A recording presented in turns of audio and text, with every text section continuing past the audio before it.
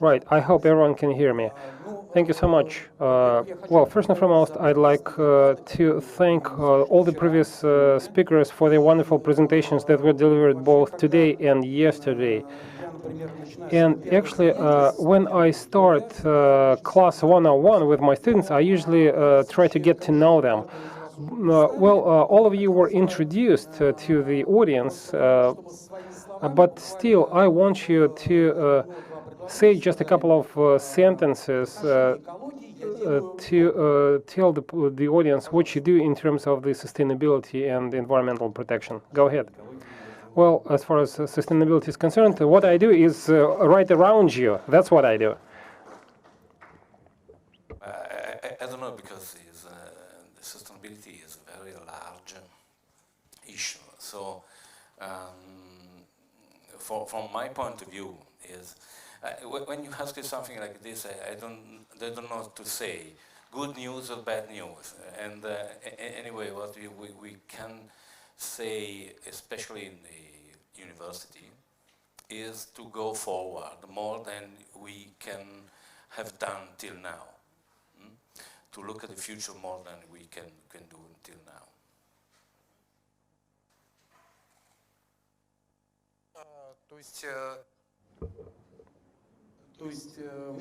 So you are saying that the current college education is not focusing enough on sustainability?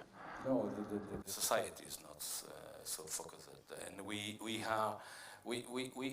build people that or culture in the university, but probably we are not enough strong to report this idea in our daily life. Because if we don't change our daily life, it's nothing have effect, really. Хорошо, спасибо. Right, thank you, James. What do you do for sustainability? I'm very bad for sustainability because I fly quite a lot, and that's a really big issue. So I'm. То есть вы та самая Грета. So you're the Greta Thunberg. You're the anti Greta Thunberg. I'm not the anti. I'm very pro, but it's a real genuine dilemma for me, because obviously, when I do things like work in China, I hope that will lead to very significant sustainability gains.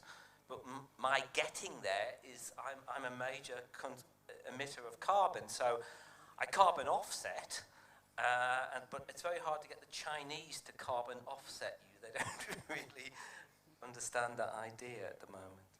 So that's a big dilemma. So it's just coming back to this whole question of, how do you do things yourself which are positive and good, and try to mitigate the negatives as well. Thank you so much, Vera. I'm sorry, I should have used your patronymic because you're my boss.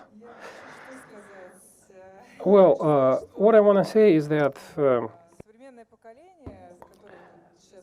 the current generation that is currently undergoing training at various colleges, and I mean students,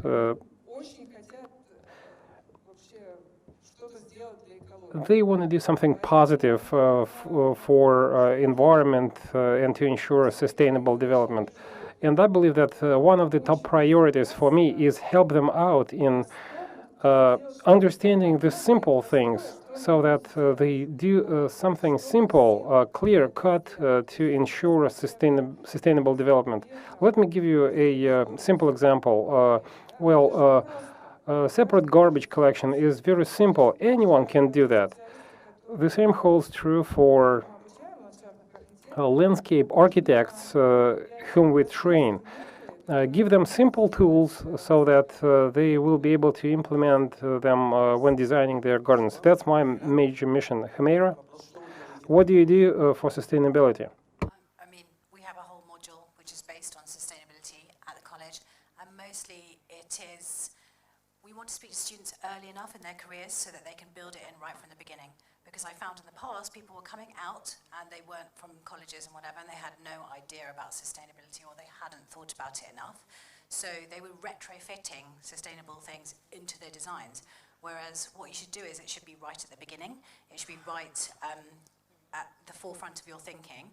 And also, a lot of most sustainable ideas, so not wasting water, using, slightly local materials, they usually save you money. So clients should love that, or maybe in the long run, they'll save you money, but at some point, it's good for the environment and it's good for people. Thank you so much. James, did you want to add anything to that? I mean, one of the things, I was just letting my ecological guilt out first of all, but in coming back to what I do in the day job, we made the decision at Sheffield, we don't have a module called Sustainable Development, because the way we saw it is we wanted to weave those ideas through every module, and we didn't want to have oh yeah, I've done the sustainable development module, but when I do that module, I'm not in sustainable development mode, you've got to switch your brain on and off. So we had a view that we would try to feed it into everything. And I totally agree with that, but we call it sustainable, and then we make you do that all the way through the course, so it's just repeat, repeat, repeat. So we do it at the beginning, so we get them early.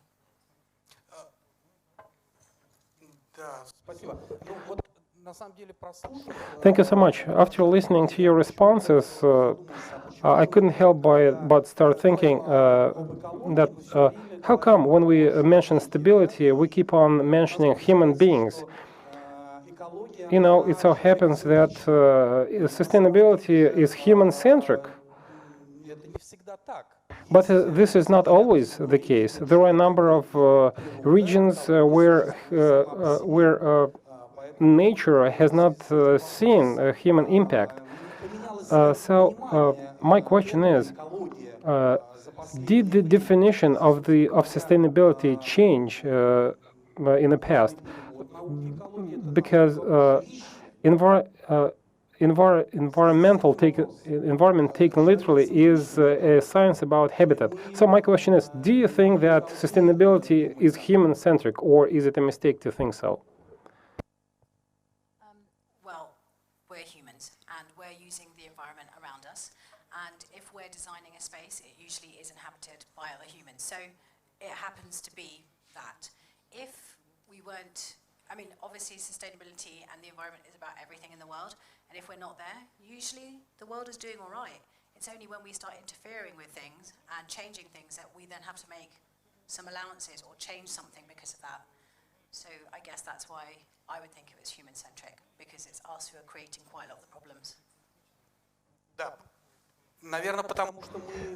Well, I guess humankind should bear the responsibility for sustainability, because as soon as we interfere in the natural flow of things, as soon as we damage the nature, we should take the responsibility, because any structures, even our lifestyle, has a negative impact on the natural processes that have existed forever.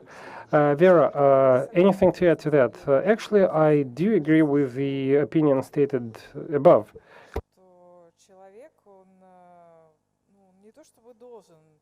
I'm not saying that humans have to pay back their debt, but, well, they will have to do that, otherwise our actions will result in total collapse.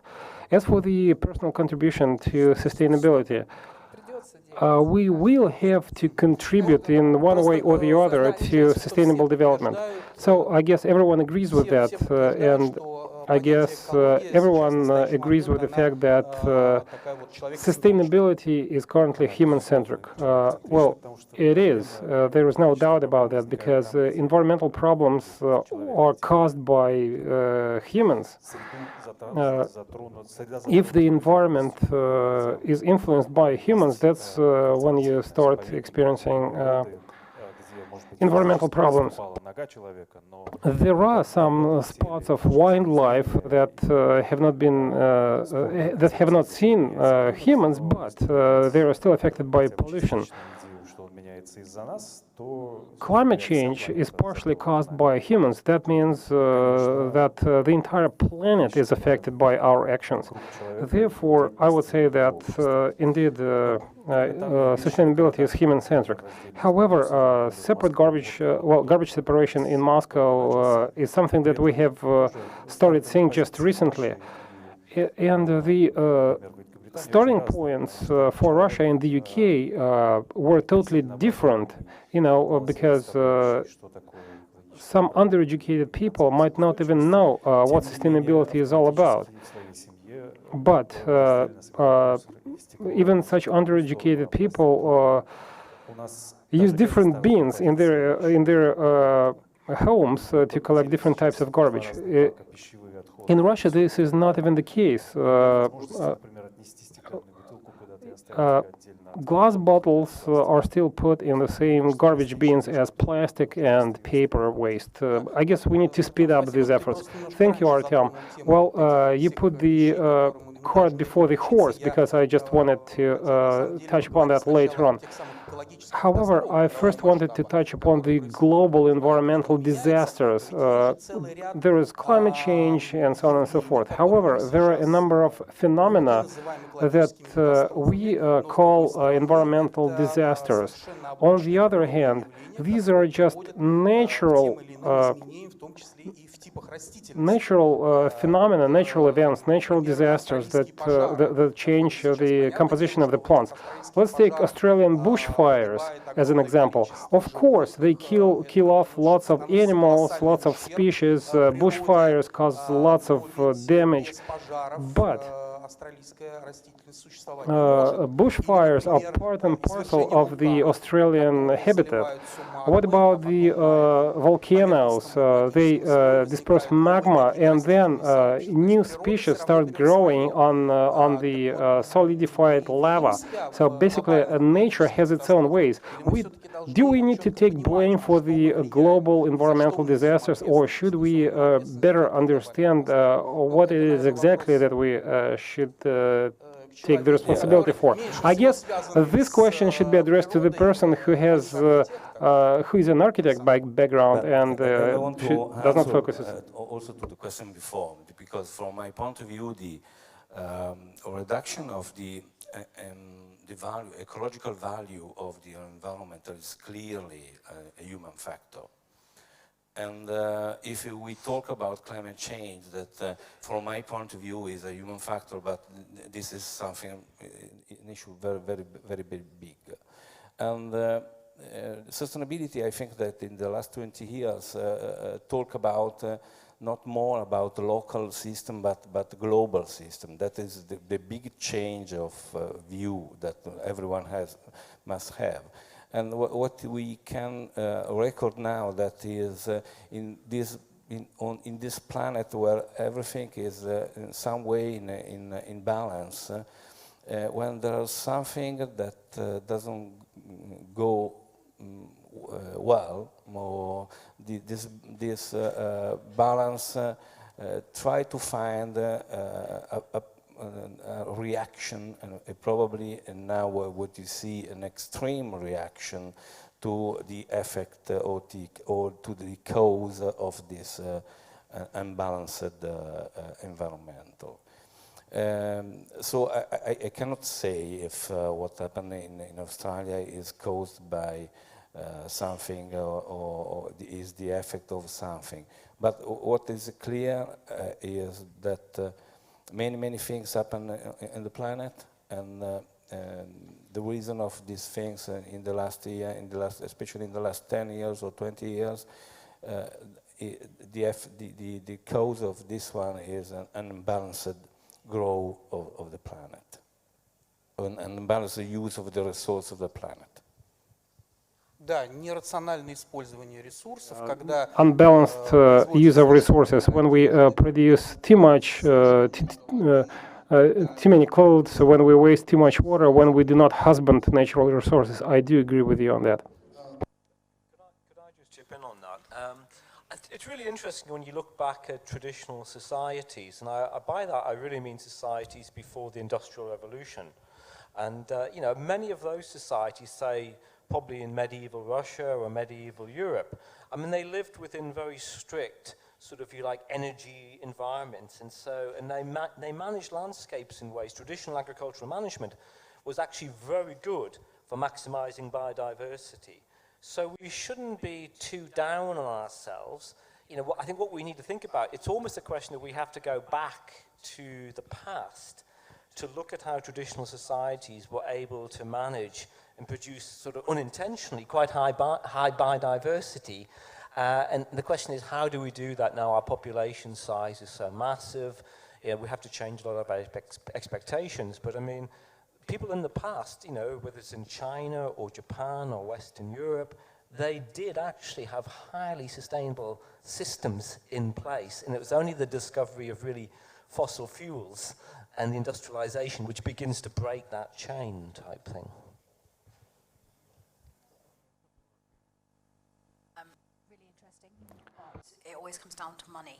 So how do we get people, governments, to change? And we were talking about this morning. So we're at a tipping point now. So as I said, we've known for 20 years, 30 years that this was happening, that climate change was happening, that we were making, you know, we were making this effect on the earth that was heating it up, and we haven't done anything. So now, what will make people think, right, we really have to make that change? Because we have all the technology. We can use solar, we can use wind, we can use water, waves, whatever. We have the technology, but who's going to put the money in to do that so we can use all of those technologies rather than cheap fossil fuels that people are making money off of? People in power are making money off of. Okay. Ну, то есть получается, что мы сейчас Well, what you are saying is that we are currently at a tipping point. We do have the relevant technologies that might help us out of this crisis, and I would say we are in a crisis. However, few people are pundits on these technologies, and these technologies are quite expensive and are not profitable. So I guess it's really important for us to enlighten and educate people on all these issues that we just touched upon. Humaira just mentioned the alternative technologies for generating power, but are there any alternative technologies for the landscape designers and garden designers? Are there any alternatives here? Vera, what do you think? Of course there are alternatives. Can you give us an example? Well, you can use sustainable communities that James described in such a dynamic way during his presentation. Landscape designers can use sustainable, low-maintenance plants that don't require any chemical agents to resist insects. Well, all these technologies are well known to experts. We've been discussing them, but this process is quite slow. Would you agree with that? The short answer is yes, because as far as the landscape designers are concerned, I say that the raw materials for us are plants. We have to buy them, well, not somewhere, but at the plant nurseries, and plant nurseries have to grow them. That takes time. And of course, that slows the sustainability process down. That's why I'm saying that we need a demand. Otherwise, tree nurseries won't have any reason to grow their plants. Yeah, we're experts. We are the ones who are shaping the demand. Well, how come this process does not develop any further? It's the customer who shapes the demand rather than the landscape designers. But what do we do to educate and enlighten our customers? Unfortunately, there are no customers in this room. Next time, we will make sure to invite them. See, this is one of the problems that we can single out. We are trying to preach to the choir, as they say, because we are all aware of these issues. We are preaching to the choir. While the end customers are not educated, their level of awareness is low, or they are just using the path of the least resistance. Part of the course that we run is that you don't actually have to tell your clients which products you're using, but they just are better for the environment. clients, if they're not interested, they don't need to know because it's just an option. You're giving them options of plants, or so you go for pollinator-friendly plants, or you go for a better material, which is more sustainable. So they'll have an A or a B, but you just make sure that both of those options are good. However, once you start telling clients that they can save the world and actually have this story behind their garden or their landscape, they find that a brilliant thing. They want to share that with their friends. They want to talk about it more. So it is kind of up to us to offer those options, because until people know that they exist, then they won't be able to choose them. Yeah, I think that's a really good point. And I mean, one of the things, that, for example, in the garden sector, I mean, historically in nature conservation, we saw gardens as bad because they were full of alien species, sort of not many native species in Western Europe. But in actual fact, now we know that gardens are actually fabulously good for native species, and we need to sort of celebrate that. So the problem we have is we often in Western Europe, we have a very conservative conservation industry which wants to pretend that what we have in gardens is bad and doesn't want to embrace that. But I think it's really important that we can give good messages, positive, constructive messages to people in gardens, because what we really need in cities, we need people to have more complex, more biodiverse gardens. That's what we want. We don't want to just make them feel bad, because that's completely the wrong way to do it. It's to actually celebrate what we can do that is actually good for biodiversity, etc. Это очень забавно, потому что у меня... This is a funny comment, because actually in my short list I have this question. Doesn't that mean that we are trying to create an alternative kind of nature? Aren't we saying that it's native plants versus exotic plants? So you don't see any problems with that, I gather? I don't think it's native versus exotic plants. I think it's simply we are a species which has certain preferences, just like elephants have preferences. All animals have preferences. Elephants are actually hugely destructive in habitats. They knock down a lot of trees to compete with the other herbivores. So they do what we do. They have a technology called we knock things down so you can't have it, and we'll have a bigger population. So we shouldn't see other animals as, killer whales have culture. They shape the ecosystem too. But I think the critical thing is that, so we have preferences, and I don't think what we should be trying to do in our gardens is some sort of literal mirror to nature. We are trying to produce things which meet our needs. And if I live in the countryside, or if I live in a forest, I will be doing things very differently. But if I'm living in the middle of Moscow, if I'm using some native and exotic species, I don't really think that's a problem. I think as long as they support life, that's okay.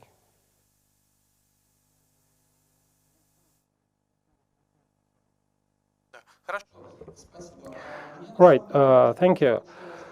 Actually, I wanted to have some interactive discussion with people in the audience because this is a relevant topic. I see that Irina wants to offer a comment or ask a question. Would you please pass the mic on to Irina?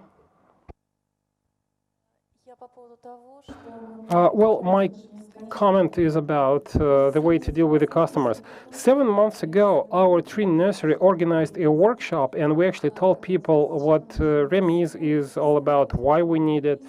And actually, in this room, there is a designer who designed special places for insects in private gardens. And actually, she can brief you on what discussions she held with the customers. Thank you so much. That would be interesting to hear about your experience. Thank you so much. Please introduce yourself. My name is Natalia Rasulova, and I live and work outside, in Lipetsk. Lipetsk is in central Russia. It's a city in central Russia. And we have lots of fruit trees and vegetable gardens in and outside the city. It's been only 6 months since I built the special spaces for insects in the private gardens.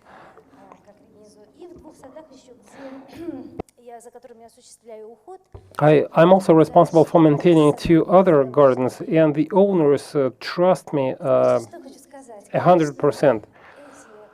So these special spaces for insects have become cornerstones for the gardens in general, and now customers actually,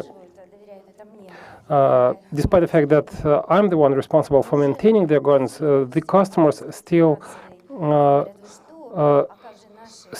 now understand that ladybugs and other insects might be affected if chemicals are sprayed. And actually, what I'm spraying are not chemicals; they are fertilizers, but insect farms are something unusual to see in the garden, because all the hard landscaping is something that you can hardly surprise anyone with. But insect farms are live spaces, and kids and visitors can observe them in their natural habitat. As for questions, I'd like to address my first question to Artem from this botanical garden. I want to talk to you offline because I have lots of questions. For instance, you have to use insecticides on fruit trees. That will have an impact on the insects. In my garden, I have 40 different apple trees. I have a huge old-time fruit garden. Well, I didn't spray insecticides in spring or in autumn, and I'm gonna. Well, you can take this question offline, I guess. Thank you so much for sharing this useful experience with us. Actually, you just underlined things that I wanted to mention. We have to educate both the experts and the customers, and you can take your questions to Artem offline. Let me say a few words about the customers. I believe that it's really important for us to stress the necessity of biodiversity when we talk to our customers, because vertebrae and vertebrates, hedgehogs, insects, broaden the perception of the end customers. They understand that these are not exotic animals, these are not exotic insects. Biodiversity is a must in any garden, and this is a message that we all should try to drive home. Thank you. Thank you. Peter, did you want to say something? For me, it's quite interesting. I recently worked on a project with the Basque Country that the society was trying to stop an incinerator, and they were trying to change the recycling to mechanical biological recycling plant. I consulted with over 100,000 people with a team who was promoting this project. And what I really think is missing from this discussion is the responsibility of us as professionals and educators to be social leaders. It means much more than just being professional. It means understanding that unless you got environmental and social sustainability working together, people as citizens will never understand that their civil right is clean air, clean water, and sustainable future. And if we don't act as social leaders, which is much more than being professional and educators, that change of mindset won't happen, and the results will be very predictable. So I think social leadership as a part of being professional is something that is becoming extremely urgent, and this is not a political issue. Спасибо. Ну, поаплодируем. Let's give a round of applause to Peter. Я думаю, что вообще мы должны вести активно I personally think that we should actively educate not just professionals and businessmen. We should also train well-skilled landscape designers who will succeed us. It goes without saying that most curricula contain sustainability modules, but I'd like to ask each and every panelist. I'd like to ask each and every panelist to share a personal example of a training course that would prepare the current youngsters for the environment that they will wind up in 10 years' time or 15 years' time. Because, we have to have a longer-term outlook, and most of the projects will be implemented in 5 to 10 years. Who would like to volunteer? Well, I can hardly recall any examples, but I do agree with you that education is one of the key links in this chain. Unfortunately, it's sad to state that national colleges in Russia that train landscape designers and architects are lagging behind in terms of sustainability and environmental protection. We have to admit that in this case, the more the better. Some training courses are about design, spatial design, historical design only, and as for the sustainability and bioscience, they are not even part of the curriculum. And Vera, correct me if I'm wrong, you're an active participant in that. I believe that the tertiary educational standards should be officially approved, and landscape design training courses should not even exist if they don't have a sufficient number of modules devoted to sustainability. Vera, since you were mentioned by Artem, would you like to say a few words? Well, education has always been a challenge. And indeed, we have to plan long-term, because, it takes 4 years to get a bachelor's degree in Russia, and if the bachelor wants to pursue a master's degree, that's 2 more years to study. We're talking about long-term plans. And actually, the educational standards are good enough. Let me explain myself. The current educational standards are general enough. They are just a framework that could be used by different colleges to fine-tune their curricula.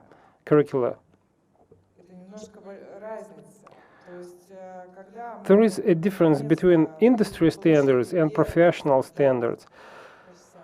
When the first landscape designer standards were cascaded to us, that was a huge achievement.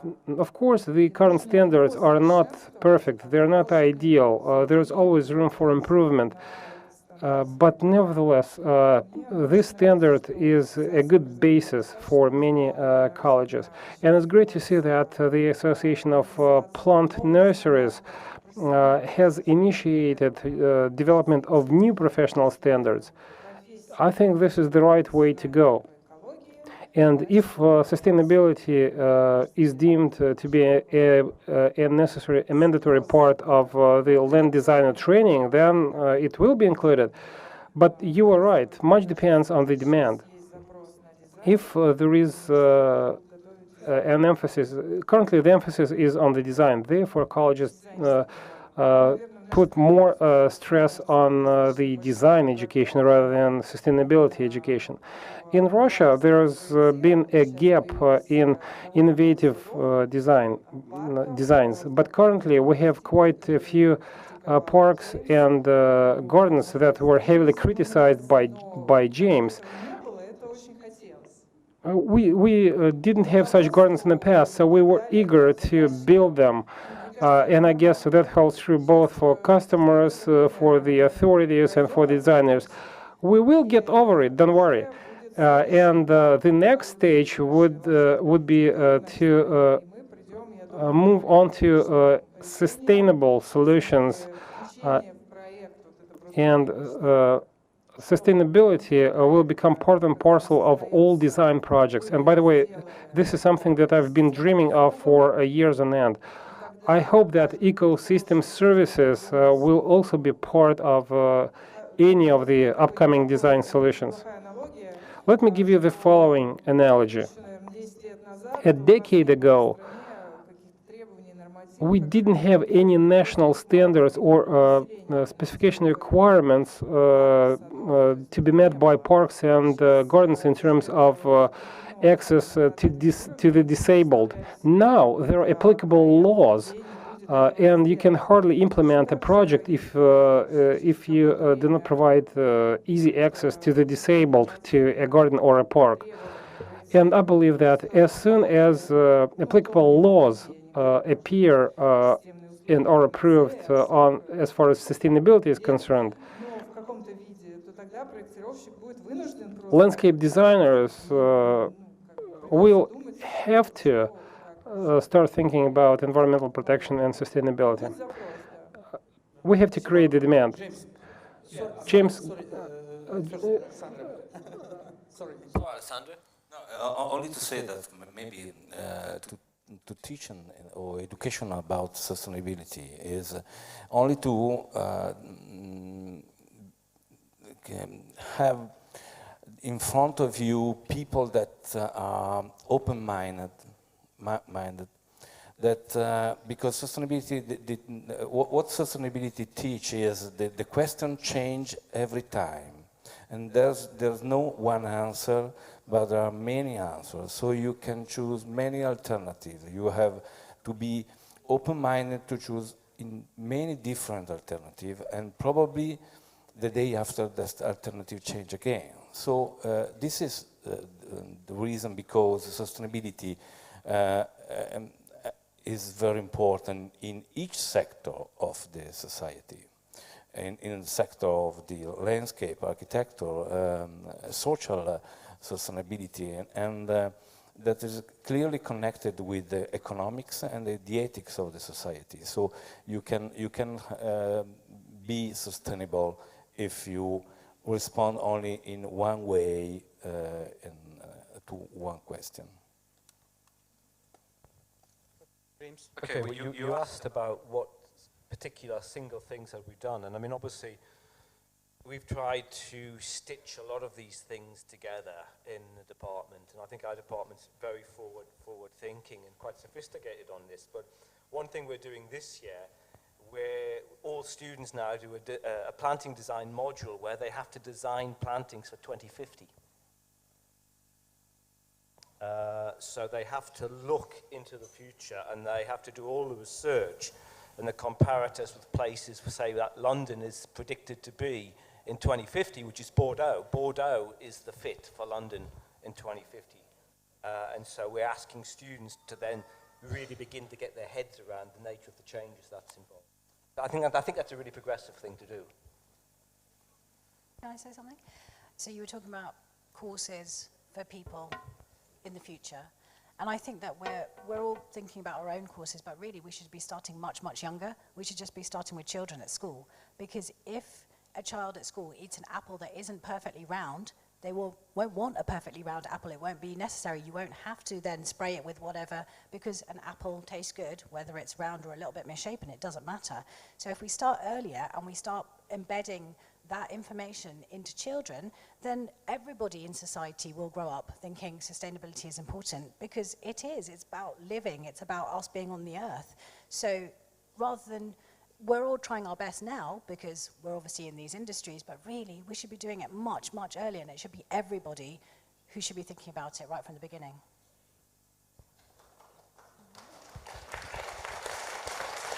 Вы прям просто прекрасно подвели к You следующему вопросу. just paved the way to the next question I wanted to ask all the panelists. We are all professionals. We have to deal with these questions and issues in one way or the other. However, how many kids will actually go to colleges? There are kids who will probably be engaged in other walks of life. You know, some of the kids might become financial tycoons, your future customer.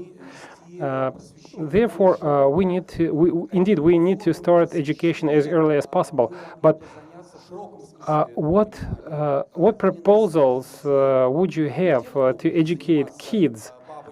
I'm not talking about those who actually decide to link their lives with sustainability. How do we educate future musicians or pharmacists about environmental and sustainability issues?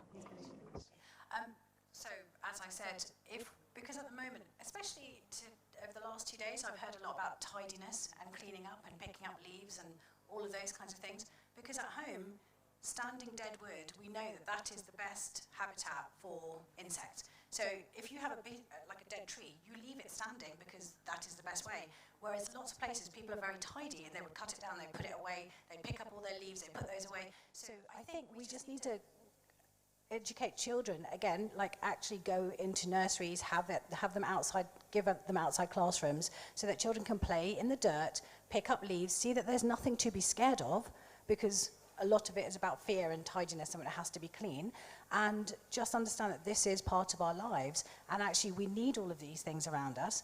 Going back to those apples and pears that are perfect and sprayed, we don't need those things. It's just because we've asked for them and probably the supermarkets find it easier to pack them, so now we see them and that's what we eat, but we don't need to have all of those things. So the earlier we start with all of those things and get the whole of the population to see that, the easier it will be further on for things to change, because it will be what is normal.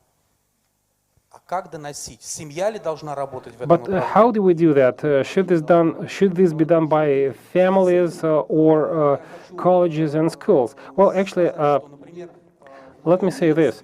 When I was a kid, for 3 years when I was in the elementary school, we had classes devoted to natural sciences. We were told about the composition of the mineral resources. We were told about various fruit, weather conditions, climate, and so on and so forth.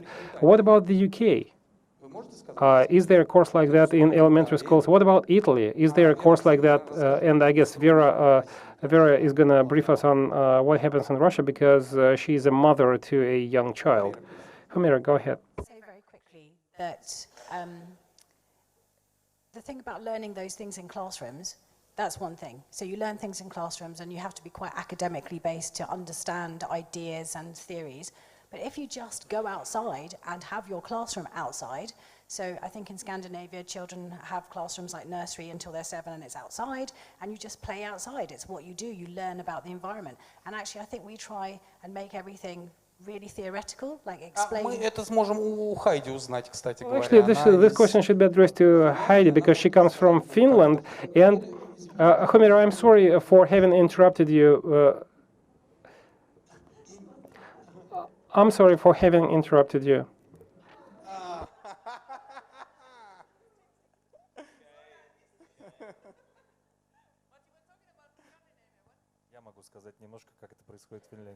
Well, actually, I can brief you what happens in Finland.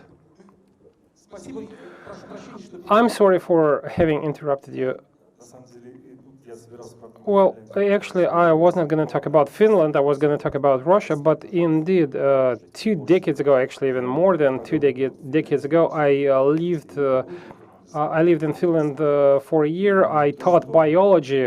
Back then, I was 19. And actually, the difference is that indeed school kids are taught outside. Even elementary school kids are taken to not just theaters, museums. They go into the wild, and in Finland, it's not a challenge to find some wildlife, and that's good because childhood impressions are the most lasting ones.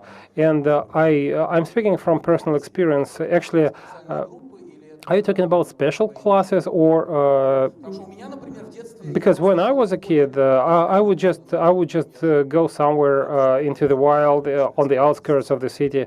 Well, I guess there is an inclination, a personal inclination, but you know, when you go with your parents to your cottage house, or if you go on a hiking trip, you don't have to force your family members to do that because you know families are different. However, elementary schools should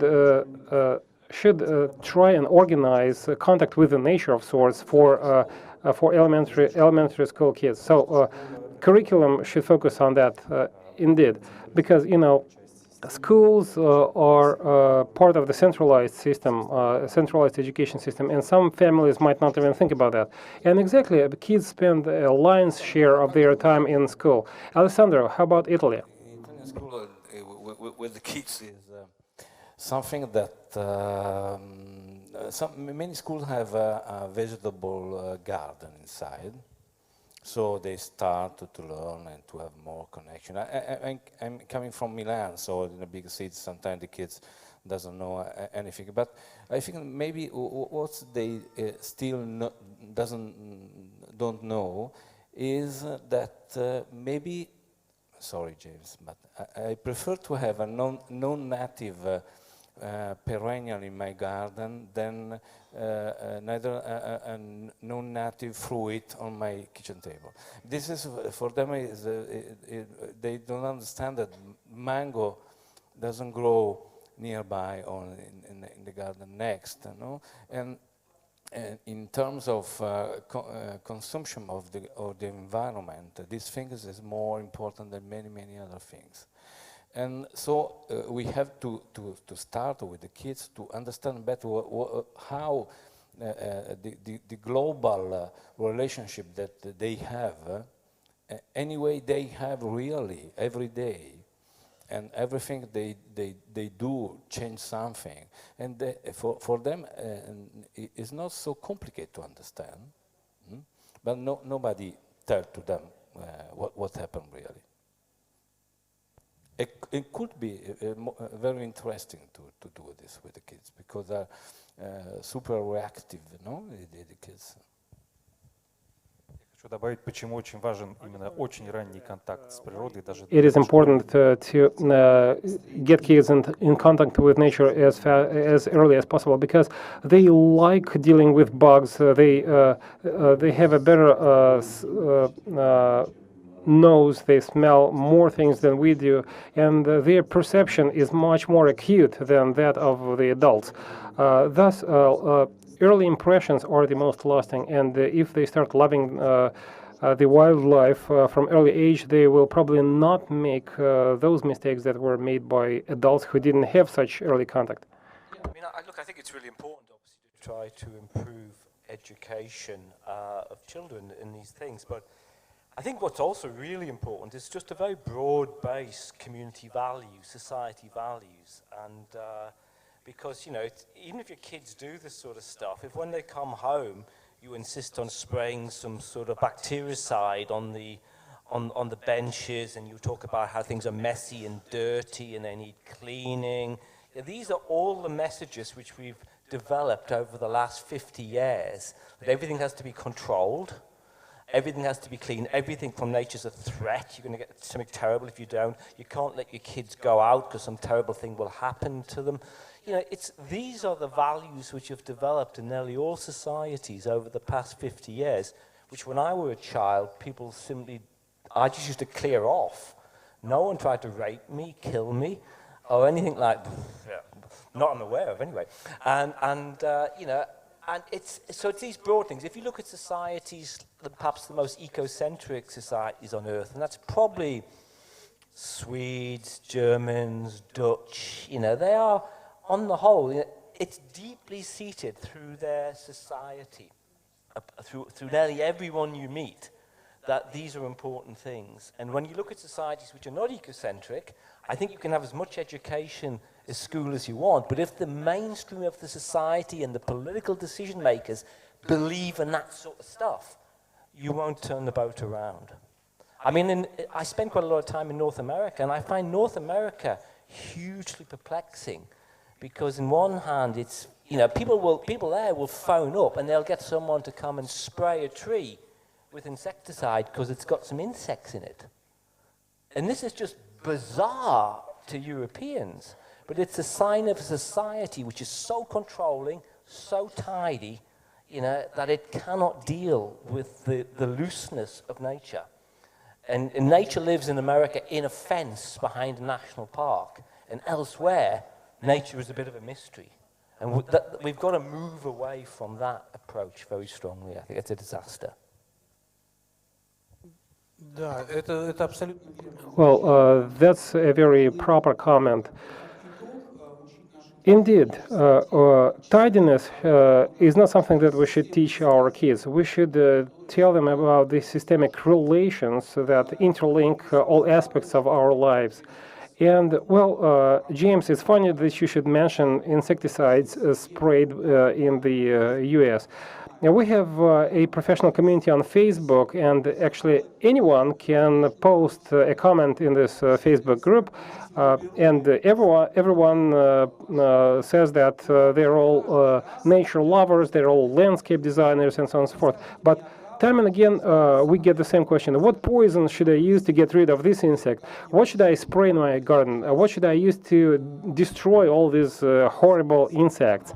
So this is the most frequently asked question, and this is a paradox of sorts. We don't know how to take these questions that are posted by non-professionals. If I may, I just wanted to add a few words about school kids, because, you know, I'm a mom of, well, my daughter is a 6th grader. And as far as I'm concerned, I believe that contemporary kids know much more about the interrelations of their activities because they're taught that in school.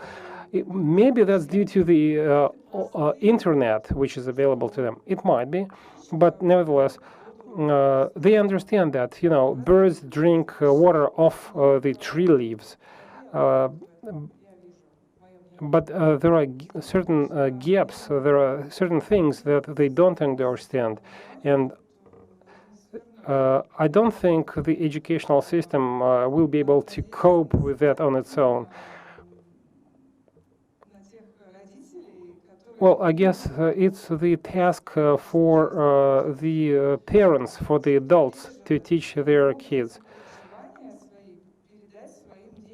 You can try and tell your kids about your emotions and start with simple things. This is something that modern kids lack. So you're saying that overall you're all for the fact that it's the school that should be responsible for the sustainability and the knowledge transfer, but families also play a very important role. Indeed, parents, grandparents, you know, family friends should use the word of mouth to share their personal experiences. I believe that it's a much more reliable way of knowledge and info transfer to small kids. At least this is my personal opinion. Humaira, would you like to add anything to that? I was thinking about the insecticides that you were talking about for the next question. You said, you know, what should we do about people who ask about spraying and whatever? So again, I think it's about, one is about aesthetics. So lots of people spray because there's a hole in a leaf or something has gone brown or whatever. But actually it doesn't affect the plant. So we just need to get over that and just stop worrying about little holes or whatever. And the second thing is, I don't use any sprays on my garden, but I'm not a farmer and I don't have to produce a lot of, you know, fruit or whatever. But I don't use any sprays. Everything's alive. We sometimes get aphids, they get eaten by something else. If you leave the process, if you leave it alone, something else will come along in nature and take care of it. And, you know, usually in my garden anyway, I can tell you, and all the gardens that I've built, that's pretty much how we look after, you know, the spaces that we have. We don't use any chemicals at all. Я должен признаться, я опрыскиваю. Well, frankly speaking, I do use some sprays, but only indoors. Because indoors I don't have the natural habitat, right? I think from a Western European perspective. I mean, especially those sort of more sustainable nations, Germany. I mean, if you were spraying insecticides in your garden, you'd be regarded as shameful. It's shocking. So when people actually say, and it comes down to the sense of control, you know, why do Americans feel they have to have trees sprayed because they've got aphids on them? It's just a wacky sort of value set. It's just bizarre. And I mean, we all just need to become more relaxed and realize that, you know, that the harm from that in many cases is very, very small. And we should be accepting that as part of the natural world. You know, that's the solution. Just go with it. I mean, like Humaira, I don't spray any pesticides in my garden. There's been no catastrophe. You know, some things get hit and then they recover, and if they don't recover, then replace them with something which tolerates the problem, you know? Yeah, only to say a stupid thing. That we live in the center of Milan, but we have lucky and we have a long balcony with very long balcony with many plants that we care like wild plants. We don't care. But anyway, we water only anything else. We don't spray anything, and I think that we keep also the dead plants for many times. We keep old friends that is gone, and we keep it with us for many times. Old friends who I failed to water. Ну, я хотел поблагодарить. Well, I just wanted to thank all the panelists. I believe that we had a very fruitful discussion. Hold on a second. I just wanted to say that I believe that we had a very productive discussion. We touched upon some global issues, some local issues. We also raised the issue of sustainability education, and we carried out an end-to-end analysis on that. Before I pass on the floor to the person in the audience, let me ask you one last question. Are we in for good prospects or bad in the future? Go ahead. Well, actually, I don't have a question. I'd like to seek a clarification, because we pin our hopes on ourselves, as Vera mentioned. Some people pin hopes on schools, but you know, sustainability is only taught to juniors and seniors in Moscow high schools, and all the things that we talked about should not be part of a standalone training course for high school students.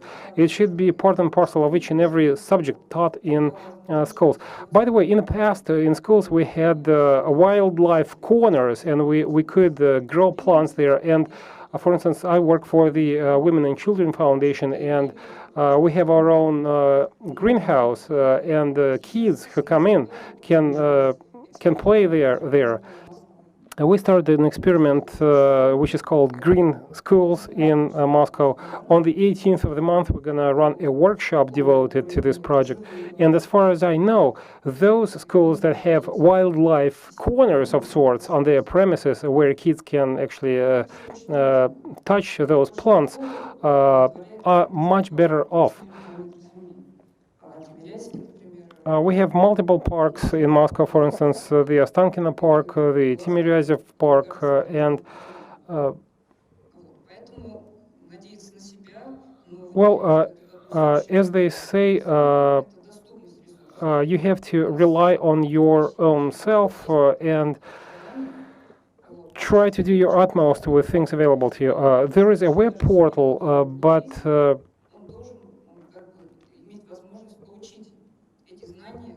you know, it's still hard for kids to get access to such web portals if they are not seniors or juniors. And I guess it would make sense to organize an open web portal to this effect. Thank you.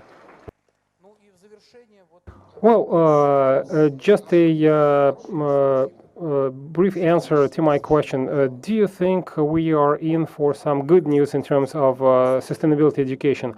I think we're going to be well off. I'm not panicking.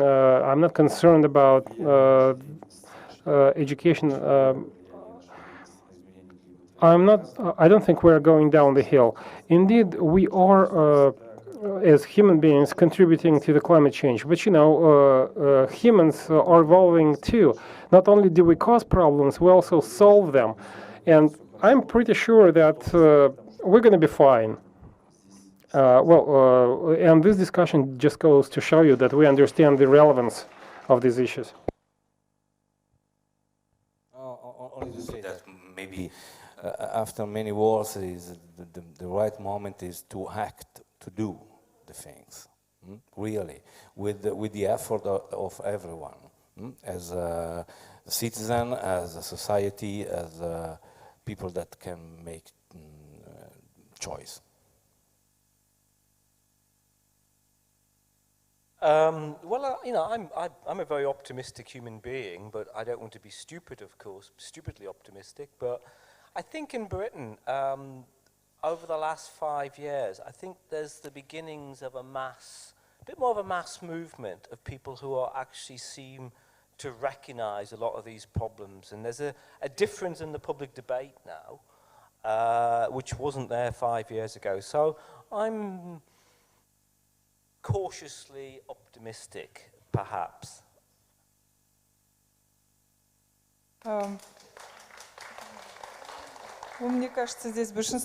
Well, I guess most of the people in the room are optimists, and I am one of them. Actually, I would propose that the organizers of the Flower Jam Fest should allocate 1 hour during the next year's conference and invite high school kids and just school kids to listen to them, to hear their questions out. Maybe they have some smart thoughts to share about sustainability education. I think that would give us some food for thought.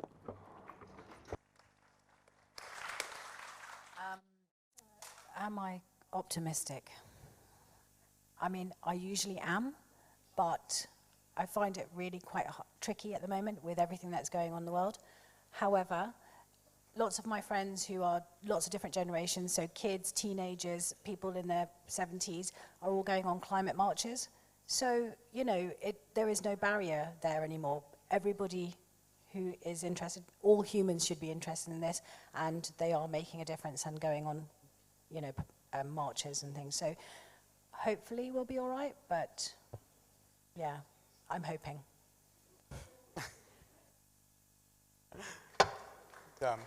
Дерево нам поможет. Yeah, touch the wood. And, anyway, wood is going to help us. I mean, woodlands would help us. Thank you so much for the discussion, and I'm sorry, but I have to stop the panel discussion. Vera, we did not warn you, but you will have to work with high schools, and it's not going to be next year, it's going to be this year during this Flower Jam Fest. Indeed, we have planned a large-scale educational program on gardens. We've been thinking about that for quite some time, and we've been looking for the best way to organize that. We do want this discussion to be everywhere, not just at this venue. I'd like to thank the panelists. I'd like to thank everyone in the audience. It's been a very intense day, but I'm totally positive that you will go back to discussing these issues, because we will post the video footage of this conference on our YouTube channel. Well, at least I hope to do that next week. And I will be looking forward to welcoming you here at 10 a.m. tomorrow morning.